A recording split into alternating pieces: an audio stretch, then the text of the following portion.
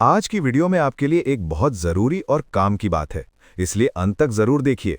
अगर आप ऐसी अपडेट समय पर चाहते हैं तो अभी सब्सक्राइब कर लीजिए और बेल आइकन ऑन कर दें। आज फरवरी 11, 2026 है और आज की तारीख में ईपीएस 95 पेंशन को लेकर सबसे बड़ा सवाल वही है। क्या वाकई फरवरी से 7,500 भारतीय नेपाली रुपया बेसिक पेंशन और उसके साथ महंगाई भत्ता सीधे खाते में आना शुरू हो गया है, या फिर ये सिर्फ वायरल दावों का शोर है? इस वक्त सोशल मीडिया पर कई पोस्ट, कई वीडियो और कई ब्रेकिंग टाइप मैसेज तेजी से घूम रहे हैं, जिनमें कहा जा रहा है कि प्रधानमंत्री कार्यालय से आदेश हो गया है और अब बस भुगतान शुरू होने वाला है। लेकिन आज की स्थिति ये है कि ऐसी किसी भी बात की पुष्टि करने वाला कोई साफ सार्वजनिक आधिकारिक गजट नोटिफिकेशन या ईपीएफओ की तरफ से स्पष्ट आदेश सामने नहीं आता। और इसी वजह से लोगों के बीच कन्फ्यूजन भी है, उम्मीद भी है और गुस्सा भी। सबसे ज़रूरी बात जो हर पेंशनर को ही समझनी चाहिए वो ये है कि किसी दावे का वायरल होना और बाइनरी सरकारी फैसले का लागू होना, ये दोनों अलग चीज़ें हैं। सरकारी फैसला तब माना जाता है जब वो लिखित रूप में स्पष्ट हो, नियमों में बदलाव दिखे, या ईपीएफओ, श्रम मंत्रालय या वित्त मंत्रालय की तरफ से एकदम साफ निर्देश आए, और फिर बैंक क्रेडिट का मैसेज भी आए। अभी तक जो पब्लिक रिकॉर्ड में मजबूत संकेत दिखते हैं, उनमें सरकार की तरफ से संसद में दिए गए जवाबों का जिक्र लगातार आता रहा है, जहां ये बात सामने रखी गई कि न्यूनतम पेंशन को 1,000 भारतीय नेपाली रुपया से बढ़ाकर 7,500 भारतीय नेपाली रुपया करने पर फंड की स्थिरता और एक्चुरियल डेफिसिट जैसी चिंताएं बताई गईं, और तत्काल 7,500 भारतीय नेपाली रुपया लागू करने की बात को सरकार ने स्वीकार नहीं किया। यही कारण है कि अगर कोई आपको कहे कि फाइनल ऑर्डर हो चुका, तो उससे सिर्फ एक सवाल पूछिए: नोटिफिकेशन कहाँ है, आदेश नंबर क्या है और किस तारीख से लागू है? अब बात करते हैं ग्राउंड रियलिटी की, यानी पेंशनरों की जिंदगी की। आज भी बड़ी संख्या में ईपीएस 95 पेंशन भोगियों को 1,000 भारतीय नेपाली रुपया, 1,200 भारतीय नेपाली रुपया, 1,500 भारतीय नेपाली रुपया जैसी बेहद कम मासिक पेंशन मिल रही है। महंगाई के दौर में दवाइयाँ, किराया, बिजली, राशन और इलाज सब कुछ बढ़ चुका है। ऐसे में ये रकम सम्मानजनक जीवन के लिए पर्याप्त नहीं है।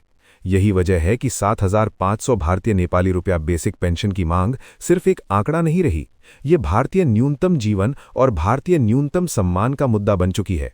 और इसमें महंगाई भत्ता जोड़ने की मांग इसलिए उठ रही है ताकि पेंशन समय के साथ वास्तविक महंगाई से पीछे न रह जाए। इसी संघर्ष की आवाज बनकर मैदान में लगातार दिखते हैं कमांडर अशोक रावत और उनके साथ देश भर से जुड़े संगठन और पेंशनर समूह। उनका स्टैंड साफ है: अब सिर्फ ज्ञापन नहीं, अब दबाव बनेगा, अब आंदोलन तेज होगा। पिछले महीनों में दिल्ली के जंतर मंतर, संसद मार्ग के आसपास और अलग अलग राज्यों में प्रदर्शन, मीटिंग्स और रैलियां होती रही हैं। संदेश एक ही है: या तो पूरी पेंशन या फिर निर्णायक लड़ाई। इस मुद्दे पर सरकार से मुलाकातों, आश्वासनों और बैठकों की खबरें आती रही हैं, लेकिन पेंशनर समुदाय की बेचैनी इसलिए बढ़ती है क्योंकि आश्वासन तब तक अधूरे लगते हैं जब तक खाते में पैसा ना आए। आप एक बात नोट कीजिए: सरकार और ईपीएफओ का सिस्टम जब भी बड़े बदलाव की तैयारी करता है तो पहले डेटा की सफाई, बैंक डिटेल्स का वेरिफिकेशन, आधार केवाईसी अपडेट और डिजिटल रिकॉर्ड का मिलान तेज किया जाता है। इसी वजह से digital list, bank details update और डीबीटी की तैयारी जैसी बातें कई बार चर्चा में आती हैं।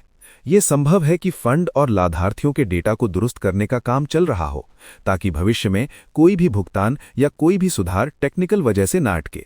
लेकिन सिर्फ तैयारी को फाइनल लागू मान लेना, यही सबसे बड़ा जोखिम है, क्योंकि फिर अफवाहें उम्मीद बढ़ाती हैं और उम्मीद टूटे तो निराशा और गुस्सा कई गुना बढ़ जाता है। अब यहाँ एक और अहम एंगल है: हायर पेंशन, यानी कानूनी और प्रक्रिया वाला मुद्दा। सुप्रीम कोर्ट और अलग अलग हाई कोर्ट में ईपीएस 95 से जुड़े मामलों पर समय समय पर फैसले आते रहे हैं, और कुछ मामलों में कोर्ट ने यह भी देखा है कि हायर पेंशन के विकल्प, जॉइंट ऑप्शन और समय पर प्रक्रिया पूरी करने जैसे पहलुओं में तकनीकी उलझनें रही हैं। कुछ फैसलों में कर्मचारियों के पक्ष में राहत दिखती है, तो कुछ में ये कहा जाता है कि रेट्रोस्पेक्टिव, यानी पीछे की तारीख से अतिरिक्त योगदान डालकर तुरंत ज्यादा पेंशन बनाना आसान नहीं है। इसका मतलब ये है कि न्यूनतम पेंशन बढ़ोतरी और हायर पेंशन की पात्रता को लोग अक्सर एक साथ मिला देते हैं, जबकि ये अलग ट्रैक भी हो सकते हैं। इसलिए हर व्यक्ति को अपनी कैटेगरी, अपनी पात्रता और अपनी केस की स्थिति अलग से समझनी पड़ती है।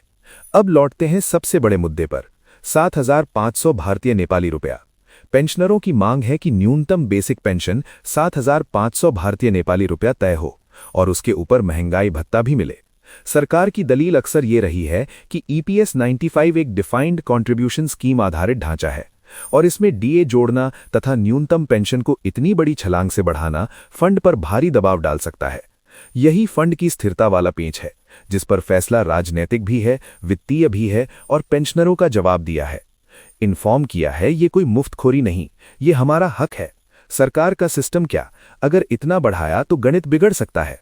इस टकराव के बीच ही फैसला अटका दिखता है और इसी वजह से फरवरी को डेडलाइन की तरह देखा जा रहा है। आज की तारीख में समझदारी इसी में है कि आप अफवाहों के भरोसे अपना मन ना तो बहुत ज्यादा ऊपर उड़ाएं और ना ही पूरी तरह टूटे। आपको दो काम साथ साथ करने हैं। पहला, आधिकारिक सूचना पर नजर रखनी है, यानी ईपीएफओ, श्रम मंत्रालय, वित्त मंत्रालय का नोटिफिकेशन या संसद, पीआईबी जैसी विश्वसनीय जगहों से अपडेट। दूसरा, अपनी तरफ से तैयारी पूरी रखनी है ताकि अगर कभी भी कोई सुधार लागू हो तो आपका भुगतान टेक्निकल वजह से ना अटके। अपना बैंक खाता, आईएफएससी, आधार लिंक, केवाईसी, जीवन प्रमाण, मोबाइल नंबर सब अपडेट रखिए। अगर आपकी डिटेल्स में गलती होगी तो सबसे पहले आपका ही पैसा रुकेगा और फिर आप ऑफिसों के चक्कर काटेंगे।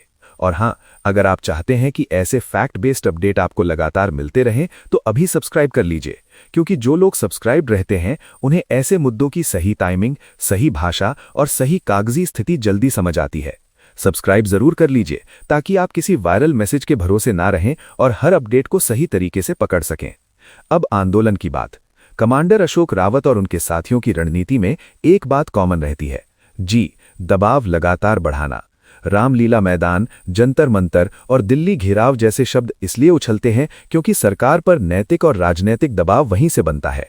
पेंशनरों का कहना है, जब तक खाते में वास्तविक क्रेडिट नहीं दिखेगा तब तक हम मानेंगे नहीं। यही कारण है कि फरवरी को एक निर्णायक महीना कहा जा रहा है। मगर आज फरवरी 11, 2026 को जो स्थिति है उसमें घोषणा हो चुकी है और पैसे आने ही वाले हैं।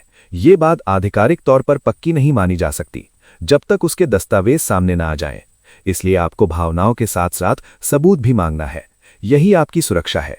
एक और बात, जो लोग एरियर्स यानी पिछला बकाया पूछ रहे हैं, अगर कभी न्यूनतम पेंशन में बड़ा बदलाव होता है तो उसमें एरियर्स का फॉर्मूला क्या होगा, ये सबसे विवादित और सबसे महंगा हिस्सा होता है। एरियर्स दिए गए तो फंड पर एक साथ भार ही भार पड़ता है, नहीं दिए गए तो पेंशनर कहते हैं हम सालों से पीड़ित रहे, हमारी भरपाई कौन करेगा। इस पर अभी कोई स्पष्ट और सार्वजनिक दिशा निर्देश नहीं दिखता। इसलिए अभी एरियर्स को कंफर्म मानकर किसी को भी अपनी वित्तीय योजना नहीं बनानी चाहिए। जो चीज लिखित में होगी वही लागू होगी। अब आपके लिए एक छोटा सा प्रैक्टिकल चेकलिस्ट, ताकि आप खुद को सुरक्षित रखें और किसी को भी भगाने का मौका ना दें। पहली बात, किसी भी फॉरवर्डेड मैसेज को तब तक सच ना माने जब तक उसमें आधिकारिक रेफरेंस ना हो। दूसरी बात, अपने बैंक स्टेटमेंट में पेंशन क्रेडिट का पैटर्न देखें। अगर कोई बदलाव होता है तो वो वहीं दिखाई देगा। तीसरी बात, ईपीएफओ की आधिकारिक वेबसाइट, पोर्टल और भरोसेमंद समाचार स्रोतों से ही अपडेट लें। चौथी बात, अपने नजदीकी कार्यालय या अधिकृत माध्यम से केवाईसी, जीवन प्रमाण जैसी चीजें समय पर कर दें। और पांचवी बात, आंदोलन की खबरें सुनकर घबराएं नहीं। शांत रहकर, संगठित रहकर और कानूनी तरीके से अपनी आवाज मजबूत रखें। अगर आप इस मुद्दे पर रोजाना की उलझन से थक चुके हैं तो एक काम कीजिए, सब्सक्राइब कर लीजिए, ताकि हर बार आपको अलग अलग जगहों से आधी अधूरी बातें ना जोड़नी पड़े।